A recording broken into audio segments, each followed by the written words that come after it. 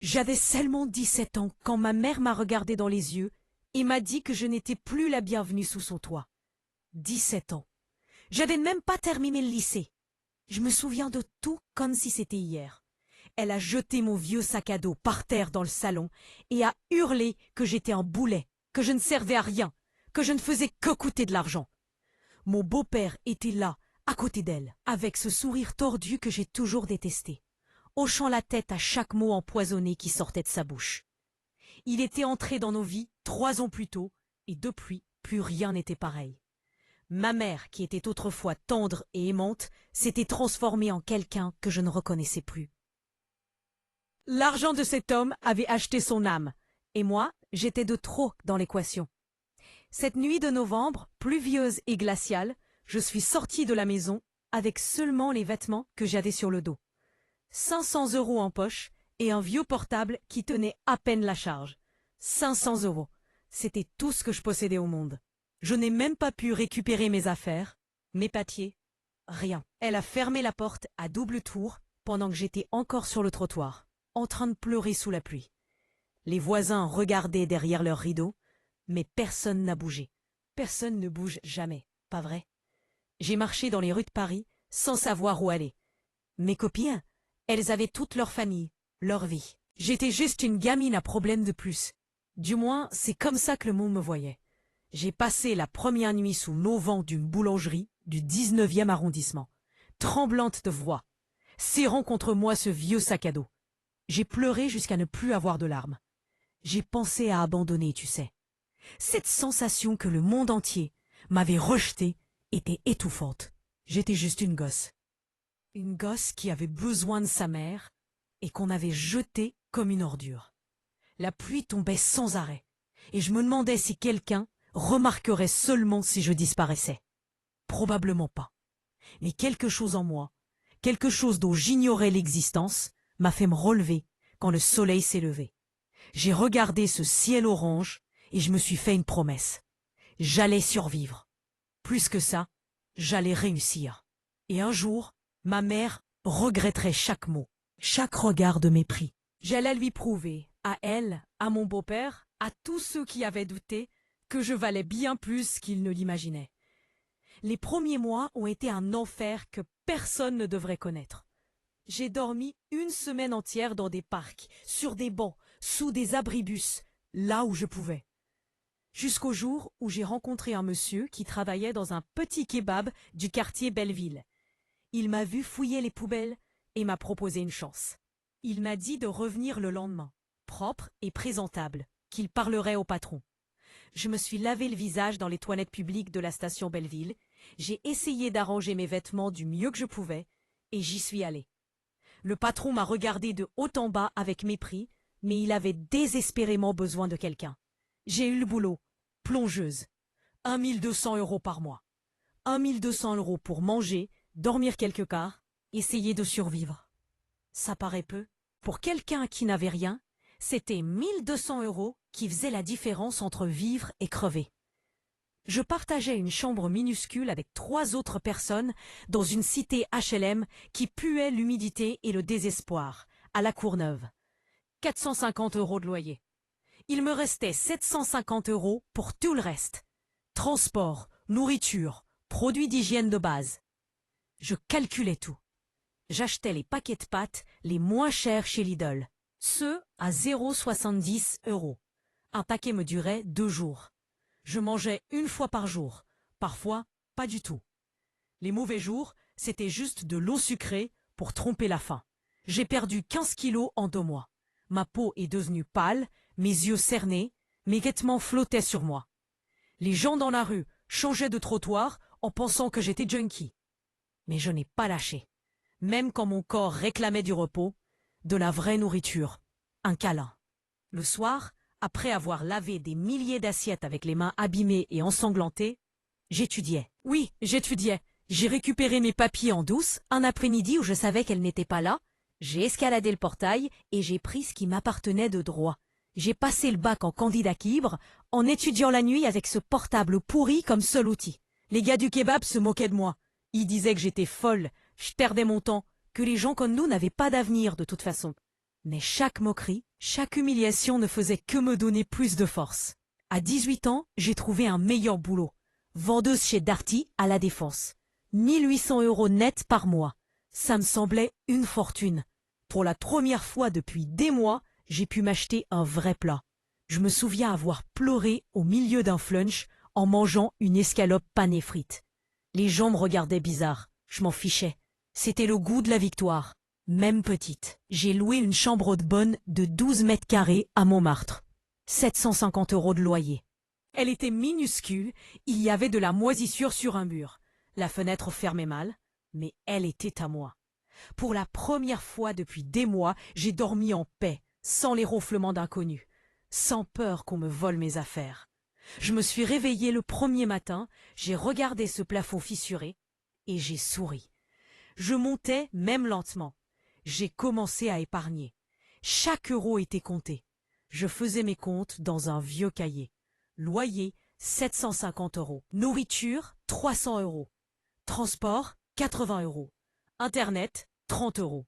Il me restait 640 € qui allaient directement à l'épargne. 640 € qui étaient mon avenir. Euro après euro. Je n'achetais rien de superflu. Pas de vêtements neufs, pas de sorties, rien. Pendant que mes collègues sortaient tous les week-ends, dépensant 50, 100 € en bar ou boîte, moi, je restais chez moi à étudier. Elle se moquait, me traitait de radine, disait que je savais pas vivre. Mais elle ne comprenait pas. Mon but était clair, mettre de côté, investir en moi, grandir. Chaque euro épargné était une brique de mon futur empire. J'ai découvert les cours en ligne. J'ai commencé le marketing digital, les ventes, la communication. Tout gratuit au début. Puis j'ai investi ce que j'avais dans de meilleurs cours. Je travaillais 8 heures chez Darty, rentrais et étudiais 6 heures de plus. Je dormais 4 heures par nuit. Mon corps hurlait au repos. Mais ma tête hurlait plus fort. Victoire. À 19 ans, j'ai commencé des petits freelances. 200 € par-ci, 500 € par-là. Ça paraissait peu, mais c'était à moi. C'était le fruit de mon travail, de ma détermination. À 20 ans, j'ai quitté Darty. Tout le monde m'a dit que j'étais folle. Mon responsable m'a convoqué et m'a dit que je jetais à la poubelle une opportunité en or, que c'était dur de trouver du boulot, que j'allais le regretter. Mes collègues disaient que j'allais crever de faim à nouveau. Puis un CDI à 1800 € net pour vivre de freelance, irresponsable. Mais j'avais un plan. Et surtout, j'avais épargné 25 000 € cette année-là. 25 000 € qui représentaient du sang, de la sueur et des larmes. Chaque billet avait une histoire de repas sautés, de week-end seul, de nuits blanches à étudier. J'ai tout investi dans du matériel et un cours avancé de gestion de trafic payant. J'ai acheté un ordinateur portable d'occasion mais puissant à 900 €. Le cours coûtait 3 500 €. Le reste en logiciels et outils. J'ai appris à gérer des pubs Facebook et Google Ads pour des entreprises, à générer du résultat réel, à transformer l'investissement en bénéfice. Et j'ai commencé à gagner vraiment de l'argent. Le premier mois, 5 000 € facturés. Le double de mon ancien salaire. J'ai pleuré en voyant l'argent rentrer. Deuxième mois, 9 000 €. Troisième, 15 000 €. La boule de neige roulait. Au 6e mois, je facturais 28 000 € par mois. 28 000 €. Moi qui avais vécu avec 1 200 €, qui avais dormi sous des abribus, qui avais cherché à manger dans les poubelles, j'avais maintenant 28 000 € qui rentraient chaque mois. C'était irréel. Je me souviens être allé chez Carrefour et avoir rempli le caddie sans regarder les prix. Passer en caisse et payer sans stresser. Ça paraît bête, mais pour quelqu'un qui avait mangé des restes, c'est une victoire immense. Mais je n'ai pas changé de vie. Je suis restée dans la même chambre de bonne à 750 €. Je continuais à manger simple. Riz, lentilles, poulet. Pas de voiture, pas d'achat compulsif. Je savais que ça pourrait s'arrêter du jour au lendemain. Le marché du digital est volatile. Un client qui part, un autre qui paye en retard. J'avais besoin de sécurité. Et j'avais des plans plus grands. J'épargnais 80% de tout ce que je gagnais. Oui, 80%. 22 000 € par mois qui allaient directement en investissement. En 6 mois, j'avais 132 000 euros de côté. 132 000 euros qui étaient ma tranquillité, ma liberté, mon avenir. Sachez. À 22 ans, j'ai monté ma propre agence de marketing digital. J'ai investi 80 000 euros pour tout structurer. J'ai loué un petit bureau à République, 2 500 euros par mois, mobilier basique, ordi. J'ai créé un site pro. J'ai investi dans des formations internationales, des certifications Google, Meta, etc. J'ai commencé seul avec des petits clients, des TPE qui payaient 1 500 euros, 3 000 euros par mois. Mais j'étais doué, très doué. Je livrais des résultats fous. Un client qui mettait 10 000 euros en pub avec moi faisait 80 000 euros de chiffre d'affaires. Le ROI était dingue. Et quand tu livres des résultats, les clients en parlent à d'autres. Mon carnet de commandes s'est rempli. En 6 mois, j'ai embauché ma première salariée. Je la payais 2 800 euros net. Un an après, on était 5. La masse salariale, 18 000 euros par mois. La facturation, 150 000 euros mensuels. 150 000 euros. Je n'y croyais pas. Je regardais mon compte bancaire et je me disais que j'allais me réveiller sous l'auvent de la boulangerie. Mais c'était vrai. C'était à moi. C'était le fruit de chaque nuit blanche, de chaque non que j'avais transformé en carburant. J'ai ouvert un compte épargne, un livret A, un PEA. J'ai appris les actions, les SCTI, les obligations. Chaque euro qui rentrait était mis au travail. J'ai acheté mon premier appartement à 23 ans. Petit, 2 pièces, 48 mètres carrés dans le 20e, mais à moi. 320 000 euros cash, pas de crédit, pas de dette, pas d'intérêt. J'ai pleuré quand on m'a donné les clés.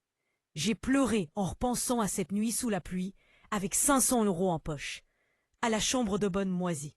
Et maintenant, je tenais les clés de mon chez-moi, payé avec mon argent, gagné avec ma sueur. Le soir, seul dans l'appart vide, je me suis assise par terre dans le salon et j'ai regardé les murs pendant des heures. Mon refuge. Personne ne pourrait plus me mettre dehors. L'agence a grandi encore. On a commencé à travailler avec des gros clients, des marques nationales, des campagnes à 6 chiffres. Ma marge nette dépassait les 80 000 euros par mois. J'ai investi en bourse, en SCPI, diversifié.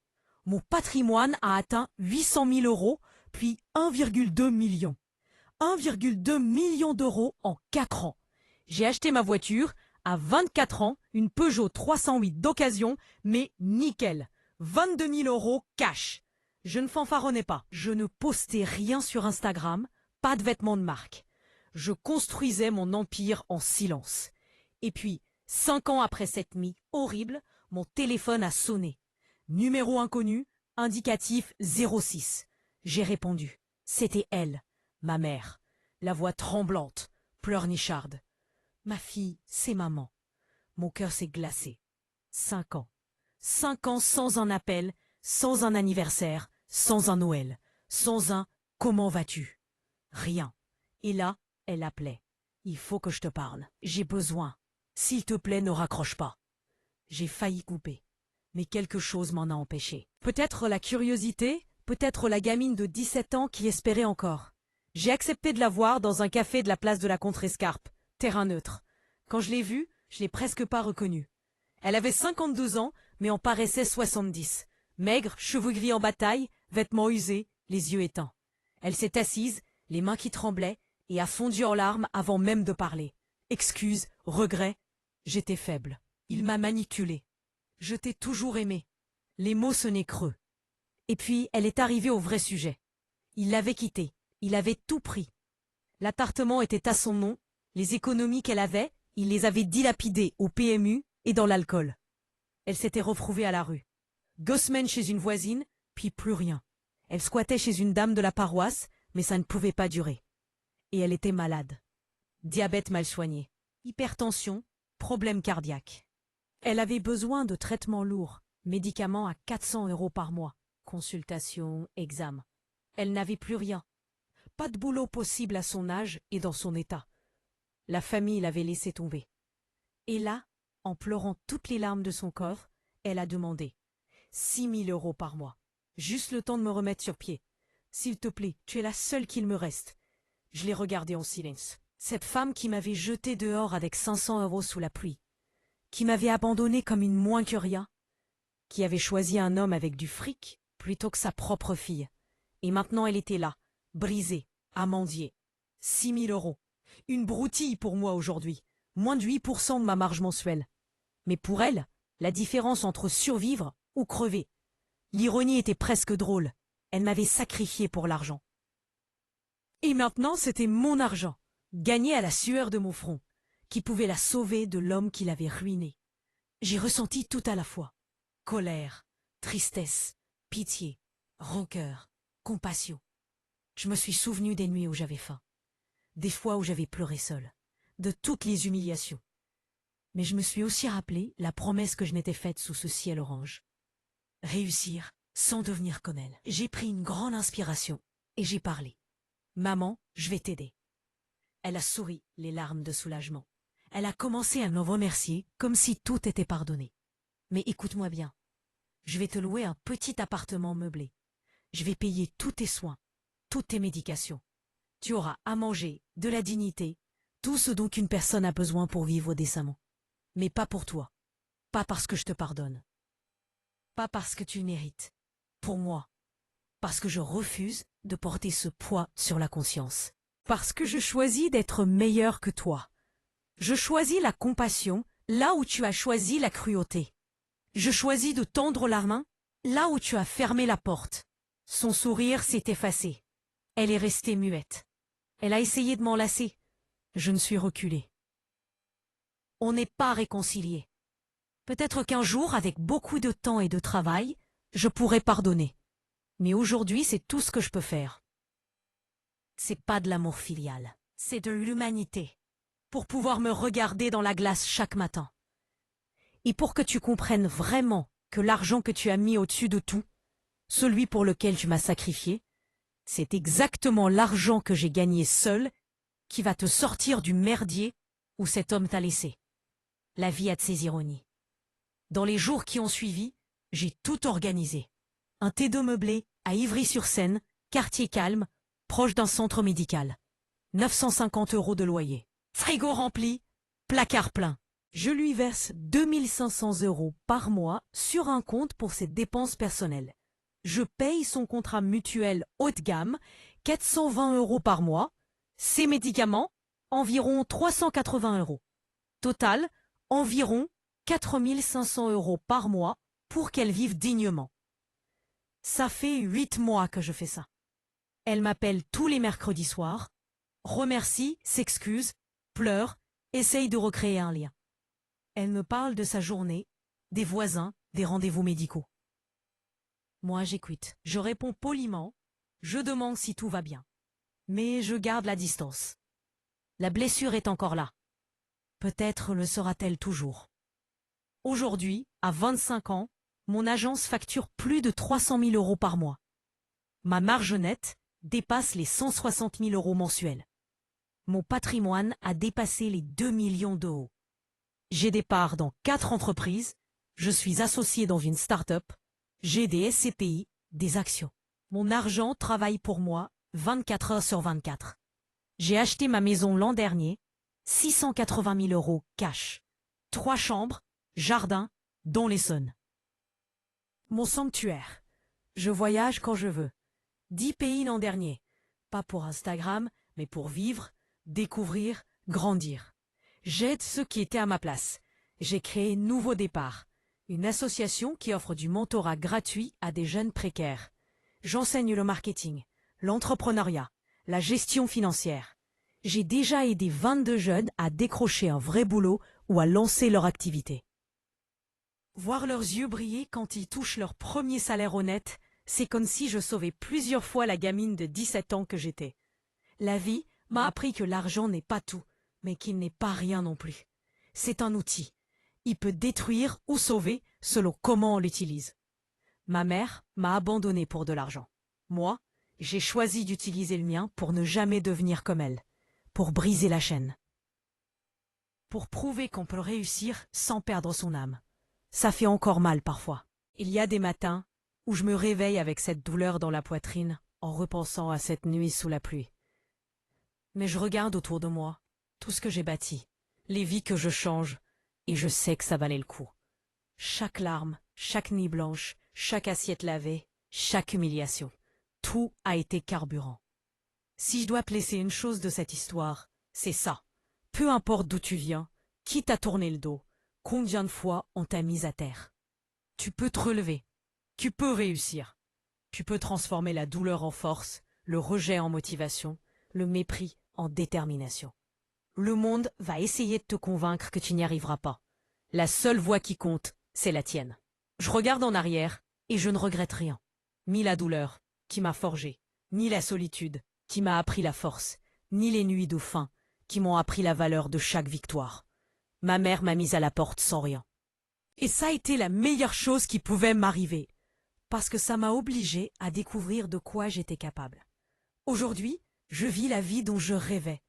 Et quand elle m'appelle pour remercier, je réponds simplement que tout va bien. Parce que c'est vrai. Pas pour elle, pas pour nous, mais pour moi. J'ai fait la paix avec moi-même. J'ai appris à m'aimer, à me respecter, à reconnaître ma propre force. Et ça, personne ne pourra jamais me le prendre. Et si j'ai pu, toi aussi tu peux. Il suffit d'y croire et de ne jamais, jamais abandonner.